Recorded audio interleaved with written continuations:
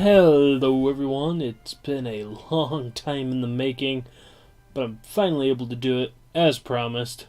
Diablo 2 Media in Exile. Ultimative. I've been holding on to the files for this for a while. And yeah, version 1.14, the whole shebang. Feels good. But Zoran, what about the perfect drop mod? Don't worry, I'm not done with it by any means. I have to replay the first 2 episodes of the perfect drop mod with Raven the Assassin. So yeah, once I do that, I'll start recording that again. But I figured since I had to re-download everything anyway, I just pop out my flash drive, get these babies back, and start playing. If you can't tell, I have indeed actually started with Raven. I just haven't got to the point where we stopped recording yet. I just started gathering items. Sort of ran around and over-leveled, I guess? So, yeah. Anyway, these are all perfect drop mod characters, so I don't want to use any of those. Actually, I'm not sure which one of these guys I want to use, because they're all fun. I have played as the Necromancer, the Sorceress, the Barbarian, the Druid, and the Assassin. I haven't touched the Paladin or the Amazon in this one yet. I think I'm going to go with the Necromancer. 10 man walking. Let the storm follow in my wake. By my will, this shall be finished. As balance dictates. A guardian is always prepared. Violence solves everything. They will fear the wild. Yeah. Anyway, I think I'm going to go with this, and I'm going to go Steve XL. So I know it's a median character. This wasn't the way I was originally doing it, but I guess this could technically be the return of Steve the Necromancer. Oh wait, what am I doing? Too used to playing the perfect drop mod. Anyway, go ahead and get myself some gold.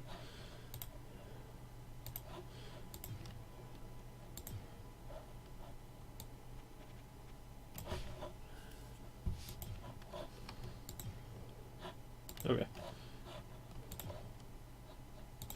I don't know why the music was so much louder and everything else with it being in those settings, but... Alright, we'll go Scythe main weapon. Bow there. BDN XL Ultimative 12. Thanks for playing. BDN XL by Brother Laz. Ultimative by Marco Necro X. Important note, Horadric's staff now drops in the Claw Viper Temple level 2. Kaleem's drill now drops from Lacdanan in Travancore. Ooh. Anyone that knows Diablo lore will recognize Lacdanan.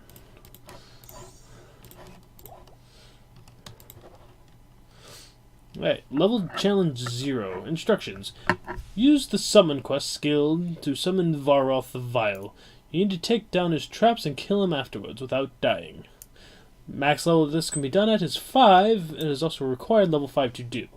So you can only do this during level 5. You go above level 5, it can no longer be done. And this is actually important. We do want to end up doing this. So hopefully we can. Oh, look at that movement speed. That looks nice. Alright. There's the Den of Evil quest.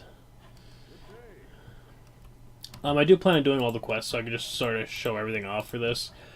Because there's a lot of areas you don't want to go into. Alright, those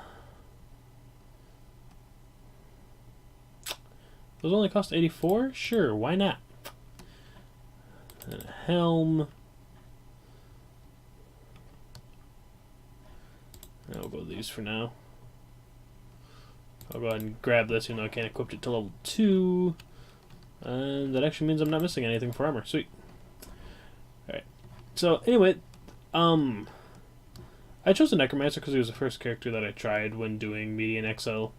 And I really did enjoy it, actually. And I sort of want to relive those first moments. However, he is also one of the hardest characters to use later on for one particular reason. And it's a summon. So anyone who's played this game, I'm sure you know as to what I am referring. I'll go over that when I go over the skills here in a moment. Elixir of Experience. And I leveled up, so I also have Fire Dance, which is nice. Makes killing these guys a lot easier. Chipped Rainbow Stone, nice. So for those of you who don't know, Median XL offers a variety to the game, like completely new skill sets, special skills upon reaching level 90. So am I being hit from somewhere? Yeah, right there. Yeah, let's go back up here a bit further. Alright, there, now we're technically in town, so it can't bother us. So for the Necromancer, we have Totem 1 and Totem 2. Totems being Death's Fury Totem. Adds elemental damage to the party's attacks. This particular totem, I believe, I have to make from a corpse. That's why it's called a corpse totem. Other totems you can make anywhere. It gives us 56 hit points, extra hit points. And then fire, cold, and ice damage. It gives us 2 to 4 points to all of those. It also receives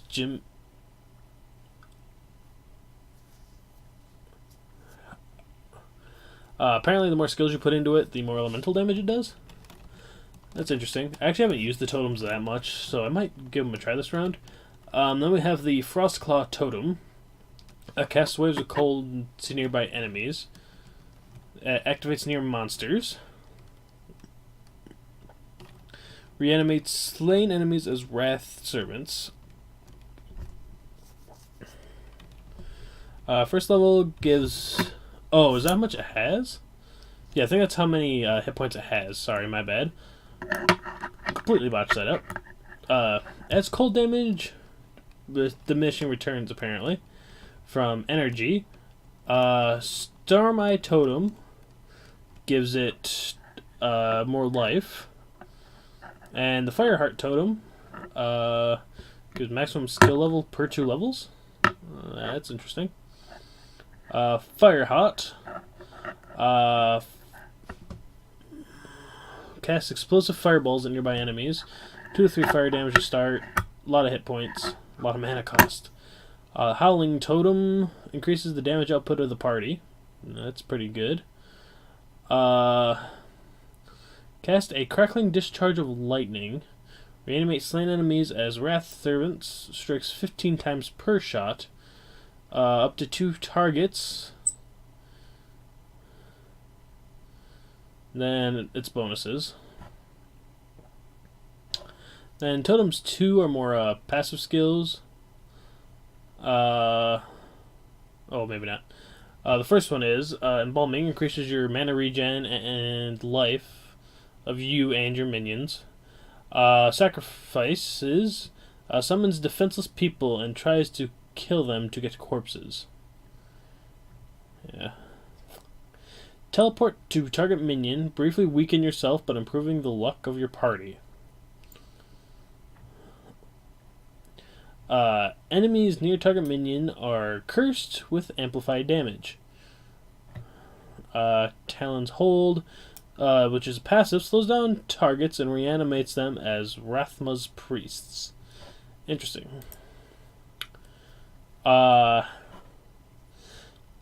Battle skills are for the Scythe, which is why I'm using it. And then the Thuport, I think, maybe. just goes as Seppa, is your crossbow skills, which is why it starts us off with a crossbow and a scythe. For the scythe, we have Massacre, which is basically Zeal of the Paladin, or what's the multi-hit one of the Amazon? Jab? I think it's Jab. Essentially what that is. Angel of Death. Take flight on the target, dealing bonus damage. Requires a scythe or dagger. Oh, I guess these can be used with daggers as well. Famine, which is a passive skill, increases the damage and returns life when you hit, so damage and life steal. Parasite, a melee attack, releases a blood eater that jumps between multiple targets. And then Death Lord, which is one of my favorite abilities. It only allows the use of melee and summonings for the most part, but it gives you such a buff. Weakens minions a bit, and defensive items become a little weaker, but it gives you such a damage buff. And then for the crossbow, we got Buckshot, which blasts out a short-range spread sharpnel. Flametail Shot, an alchemic rocket that pierces and stun enemies. Dragonfire Oil, exploding oil that has fire damage to your weapons. This is all weapons, not just bows. So investing a couple points to get to this may not be a bad idea. Fragmentation Shot. Basically, it's exploding arrow from the Amazon.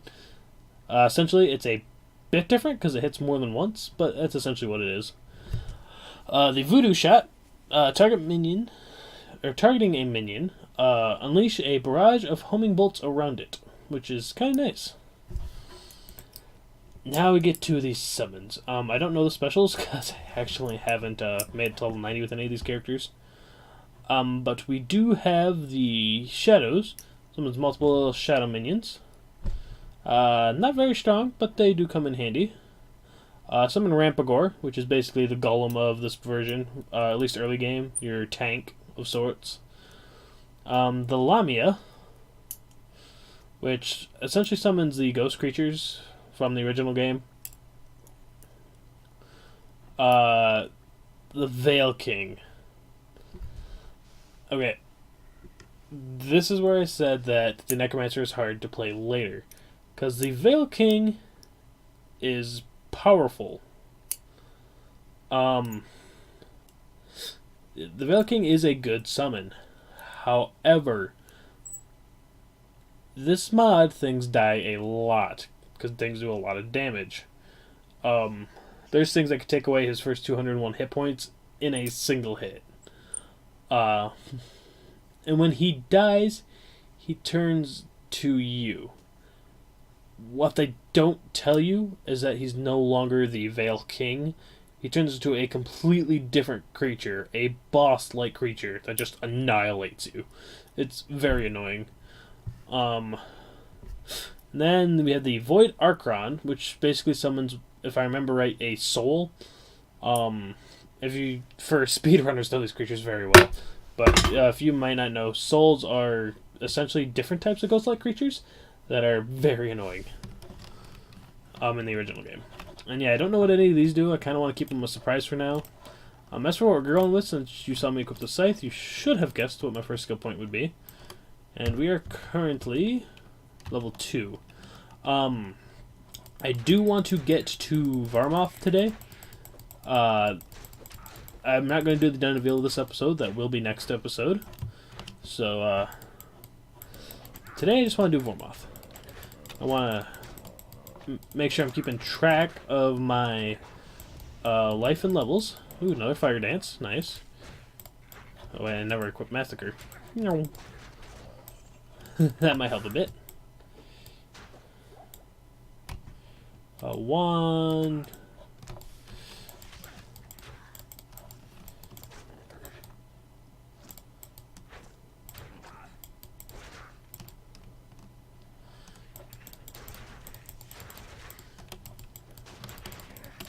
It took me to what, 3? Yeah.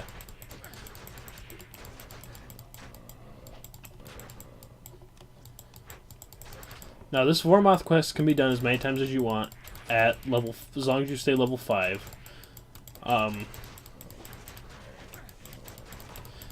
that takes me to 4. I'll give me a skill shrine. As long as you stay level 4, level 5, you can do Vormoth as many times as you want, which is a good way of farming gems early game, if you want like rainbow stones and stuff like that. Which is another thing that this mod added, is lots of new items.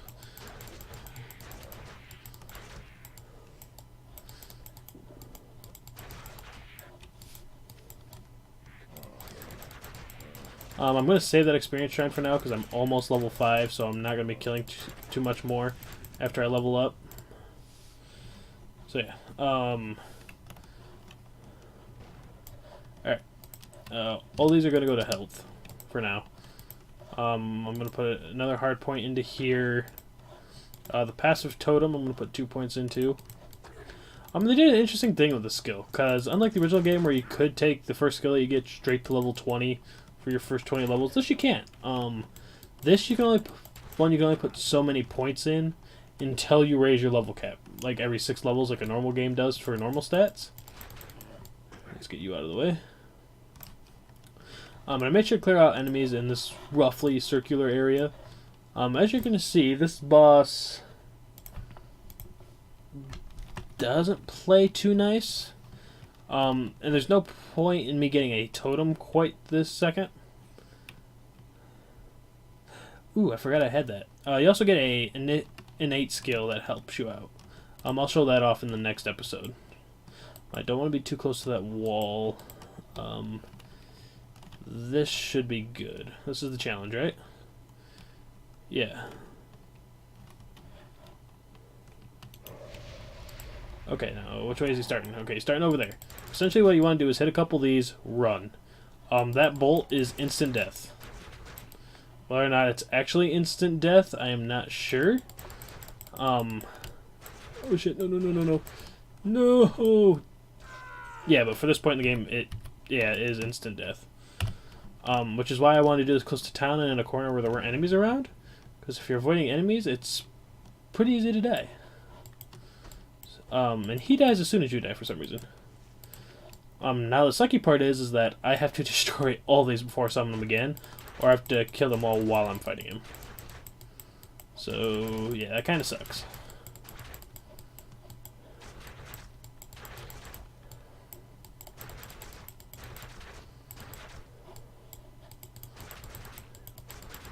Yeah, so in a way, medium kind of makes you use all your skills. The buckshot and the dagger skills don't coalesce too well with the Necromancer, because then you'd be constantly switching weapons to use different skills. But yeah, you can definitely use attacks and summons in this game, unlike the original Diablo 2, where for the most part you're going to be going bones or summons or curses for a good build. For this in particular, it sort of limits what you can do. So it'll force you to spend your skill points in other areas, because you won't be able to put them all in one specific skill, which I think is a nice touch. As for what happened right there, it was a complete accident. Does this just give me experience? I forget. Oh, it's basically an experience shrine potion. Okay. He always starts facing off that way, if I remember correctly, so... No, run. Okay.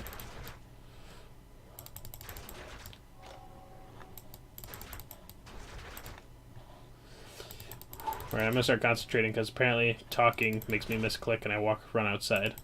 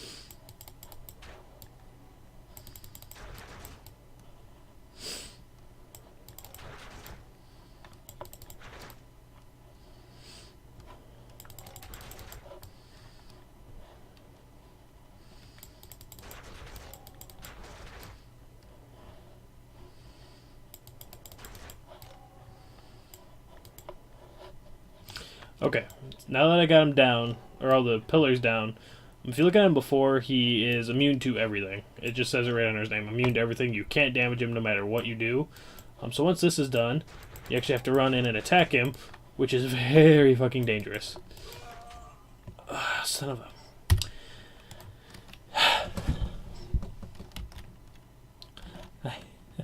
I hate the walk around speed for this fight, because you're so goddamn fast. Alright. Let's try this again. Oh shit, my weapon's almost broke. Hopefully it doesn't break. That would be bad. Oh, ha ha ha ha.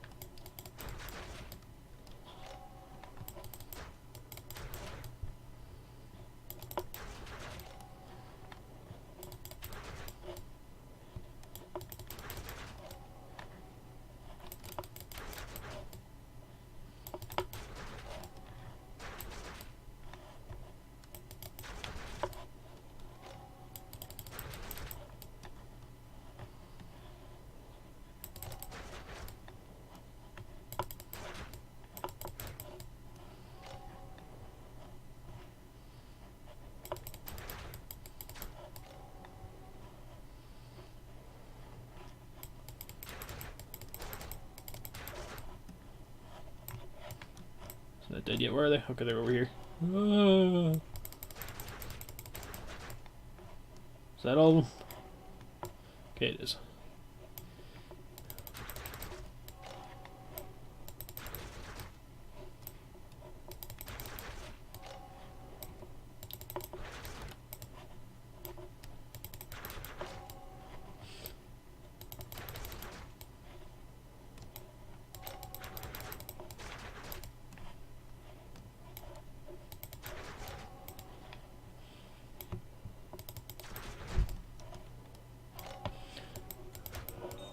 Careful when you do kill him, because this does make one more full rotation after he dies.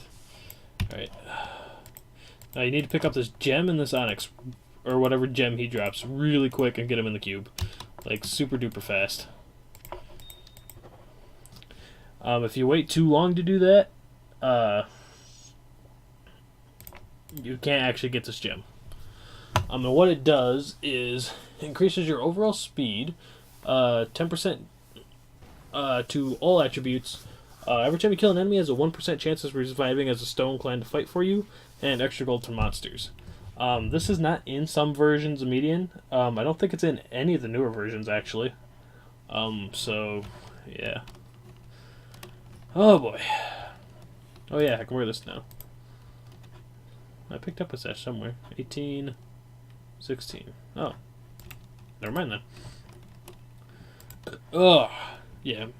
As you can see, it also drops a gem, so if you want to constantly go through that over and over again, you can farm him for gems. I'm personally not going to. I might fight him once or twice more off screen, maybe. You can't duplicate those gems again, so there's that. I'm not entirely sure what all these do. Unlike the Perfect Drop mod, I never really got into crafting in this mod, so I honestly don't know what a lot of the mixes are. We'll be learning those together as we go. If you know what they are, please do leave a note down in the comments below.